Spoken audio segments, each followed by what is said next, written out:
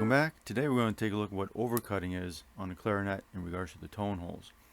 We're going to compare B12, which does not have overcutting, to a R13, which does have overcutting. We're going to get right to that. As you can see here, we have a B12 and we have an R13. And to properly measure this, we need to use some vernier calipers. We're going to set the millimeters. Now what we really need to do is, since the tone hole is a cylinder, we need to measure really in the middle, and then we pull it out and measure it near the edge lip of the tone hole.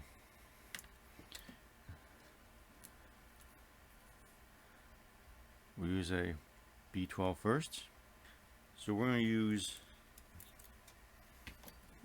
the calipers. We're going to use this side of the caliper though to measure the inside. We use this tone hole right here.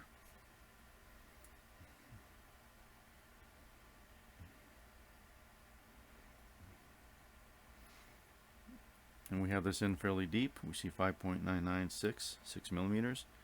Now we're going to move it up some.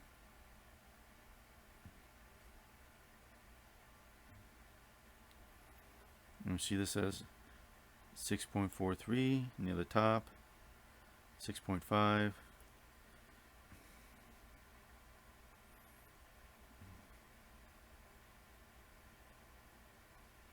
At the very top of the tone hole, it's 6.5. We push it in more, it goes down to 6.42. Once again, pull it up some, able to expand it, 6.52. So you can see that this tone hole definitely has an overcut, meaning the diameter, inside diameter at the top of the tone hole is greater than in the middle of the tone hole, and it has a slight curve going up. We're going to do the CG key, CG tone hole, the flush one here. Right here we're 3.7. Near the top it goes up to 7.3 basically.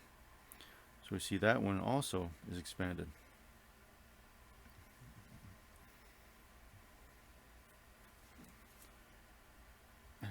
Doing the first one, take a look at that.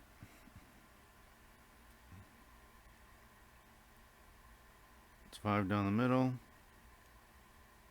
Near the top it's 5.16. So we see that B12 does have overcutting. In R3 I have spreadsheets of this. We'll start on CG tone hole. Push this in. And come out to 7.46,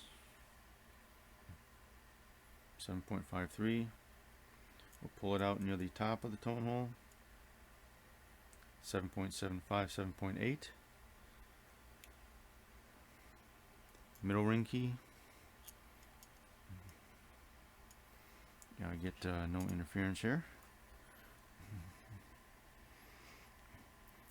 6.45 in the middle. Near the top, 6.66. Once again, top tone hole, a little bit harder because it's small. 4.76 in the middle. Near the top, it's 5.09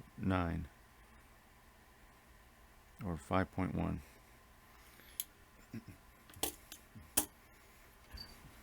So what we see with tone holes is not just a cylinder, but as it approaches the top of the tone hole, it flares out a bit.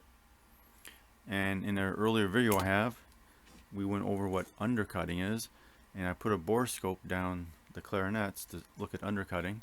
That one's more visible. This one is, you can't really see it, you have to see it with a caliper. But what does this do for the player? Well, I contacted a couple of manufacturers. One never replied, another one came back and says it really does nothing. But for the player, I think, for the professional player, it allows you to kind of feather or partially cover the tone hole a little bit better. If we look at other clarinets like a LeBlanc Normandy 4, it has cylindrical tone holes with undercutting.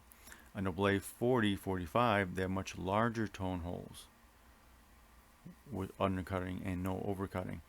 Now, the larger tone hole allows you to control how much you cover when you want to feather the note a little bit, especially during glissandos and everything like that. It makes it a little bit easier.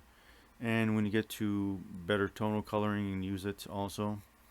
But very, very minor things that really only top professionals will find valuable.